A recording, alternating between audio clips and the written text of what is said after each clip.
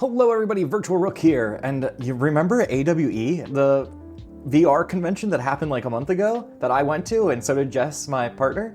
Yeah, I still have video and information to talk about from it, so let's do that. So last time we talked a lot about like the games that we saw there, which was really cool, but I would say that the biggest part of AWE is probably the, technology that they're showcasing. So I figured let's go over some of the ones that I thought were really neat. We didn't get to see everything because a lot of stuff you had to make appointments for, and we just kind of missed out on being able to make an appointment. But we still got to see a lot of cool stuff. Like for instance, there was this bungee jumping experience that they had. I didn't get to do this one. The line was always really long, and I was kind of like, it's, bungee jumping. But I mean, it's still cool. It seemed like a really cool way to like help people get over their fear of heights in a safe environment where, they don't have to worry about dying.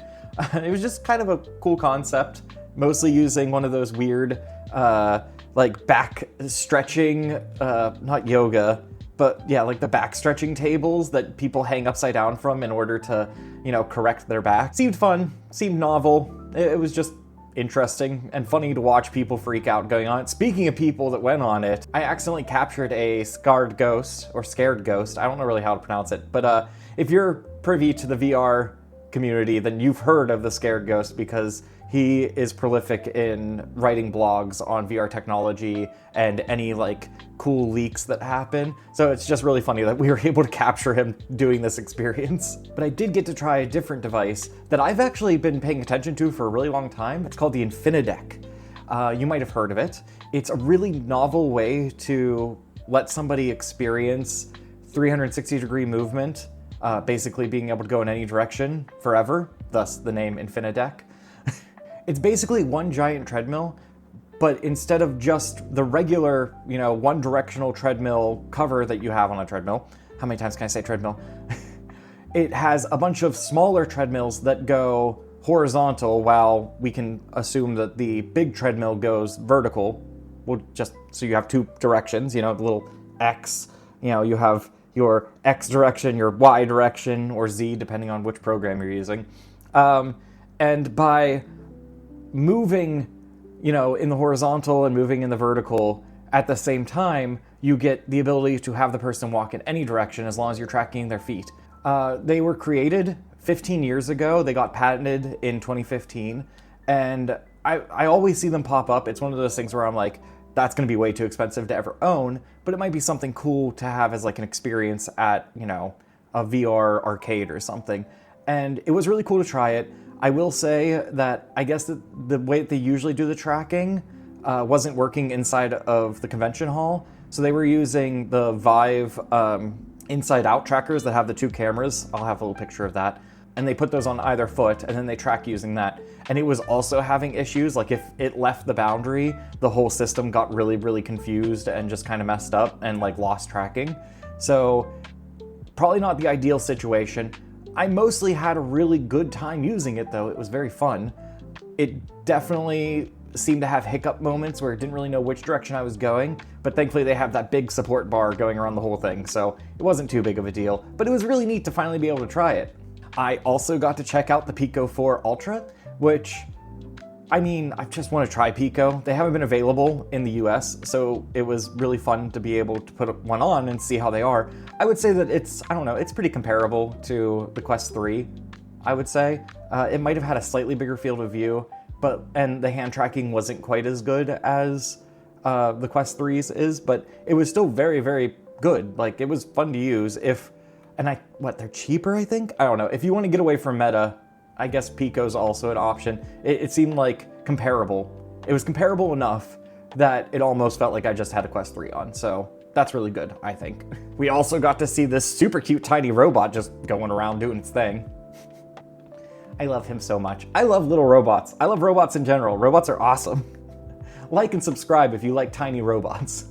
But moving right along, we got to see the Smart Playground DIDIM. I think that's the full working title of it, which, again, not something you would have inside of your house, but it uses a projector system to put the game on the floor, and then it uses, like, the bars at the bottom that kind of look like they're supporting the machine are actually big sensors that are, I think, doing, like, a laser array across the floor, so that way they can track where multiple people's feet are.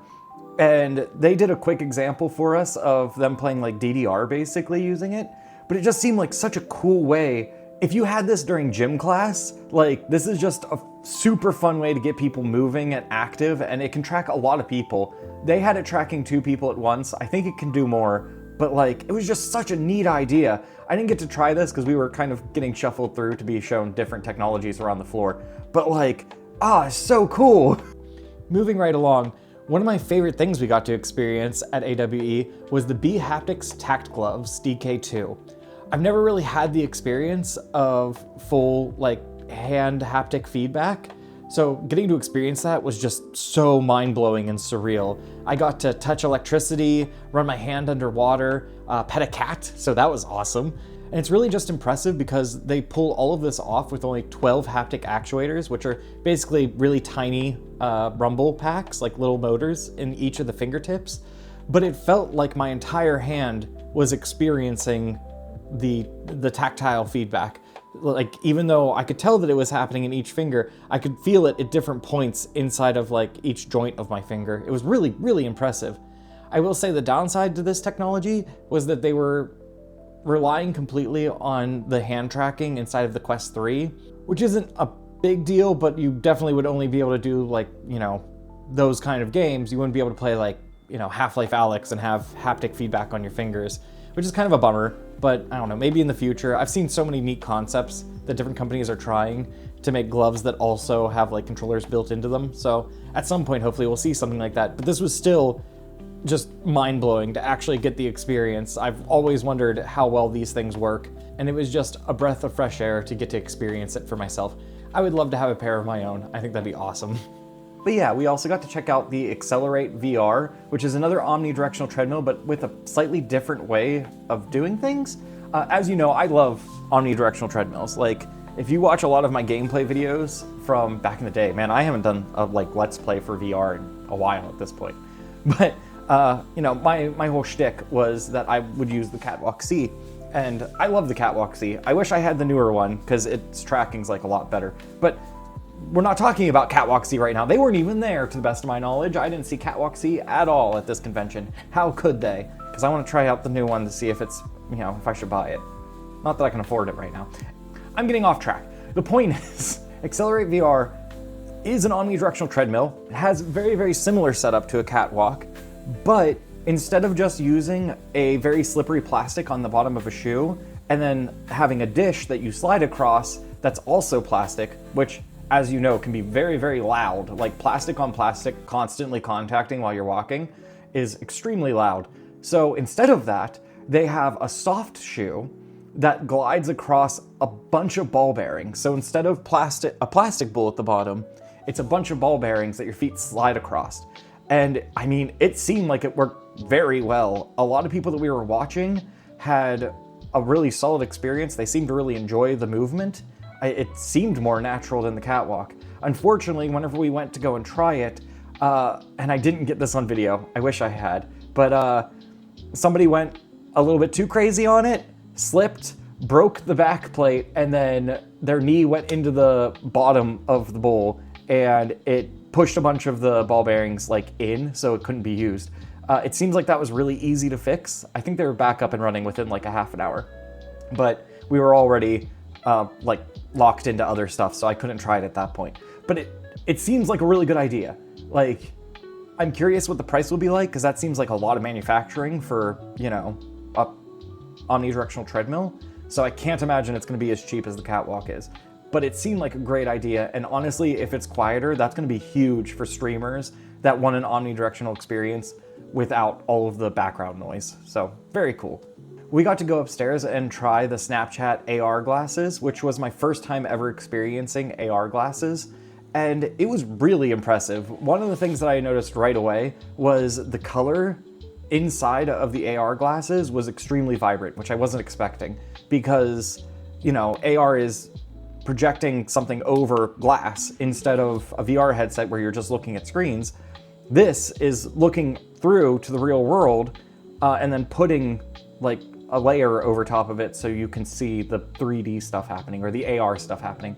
and it was surprisingly vibrant. Like, the colors were very nice, and the hand tracking was pretty okay. I will say that they had us try 3 experiences. One was just getting set up. That was fine. The next one was a like 3-dimensional snake where you moved your hand and the snake would follow where your hand was. And you were, avoiding obstacles and trying to eat like little Pac-Man pellet things. That one was super fun, really good. The third one was archery. That did not work great. It seemed like the hand tracking would frequently lose your hands and it would get confused, and it just didn't run as well as I was expecting. My guess is, again, probably because there were so many people around and, we were inside of this big building, it probably was just getting confused with all the people around us. So maybe that is something that normally doesn't happen. I wasn't sure how I was going to react to the AR glasses being such a small field of view. It was extremely noticeable. Sometimes I would lose track of things because I would move my head expecting, to still have them in view, and they would go out of view. So I get what people mean whenever they're like, the field of view on AR glasses really needs to get a step up. And I know the technology is just not there yet. It's fine. They also had us use like their AI. I'm not a big fan of AI, but it was kind of neat. It was cool to ask it a question and it would look at all the objects in front of you. So you could be like, what's a banana? And it would point at a banana in a bowl or whatever. Or you could look at a coffee machine and say like, how does this work? And it would give you instructions with like little dots to tell you where different parts were. But last but not least, certainly not least, was 4D views. 4D views, at first we just went up because they had one of those monitors that does eye tracking to make it so the 3D model inside of the monitor looks like it's 3D, kind of, I think, like the 3DS works, which was really cool. So that got me to go up to the table itself. But then once I was there, I realized that this is the company that made, or like recorded, the characters from 7th Guest. If you haven't watched my playthrough of 7th Guest, I highly recommend it. It is so cool. But like, all the characters in 7th Guest are live actors, but you can walk around them, and they have 3D physical shape, so you can go in every direction, and they are there, right? And that's the whole shtick of 4D view. They have this setup where they can record with depth sensors and also cameras people performing, and then they can put that like point cloud basically into games, and that way you can actually walk around the people acting. It was so cool. I would love to see like theater being done this way. I mean, 7th Guest is already kind of like watching theater. It would be so cool to be able to stand on a stage and like watch people perform Shakespeare and being able to walk around their performance and be like immersed in it and there. I don't know, that would be just awesome. I love their technology. Their work is fantastic, and definitely check them out. I guess they're based in France, so I guess if I ever end up in France, you guys should hit me up. I want to come and record myself doing one of these videos. That would be great. But yeah, that was mostly all the cool stuff that we saw while we were at AWE. This is kind of the end of the AWE stuff. It was a really good time. I would love to go back. I even got to talk to one of the heads of the convention, and we were just kind of chatting about stuff, and I was telling him that like, I like teaching people how to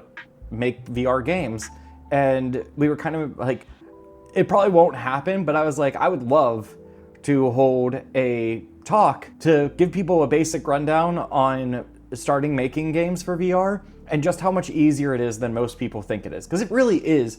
We've come a long way. It's gotten a lot easier to make VR games. So I don't know, that'd be awesome if we could link up and next year I get to do a talk.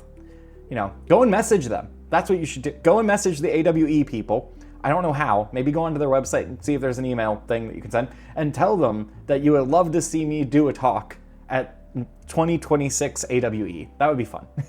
All right, but that's going to do it for today. Thank you so much for watching, everybody. Let me know what you thought was the coolest thing as far as the tech goes, because there was a lot of neat things. And also, just message down in the comments. And also like this video. You should like this video.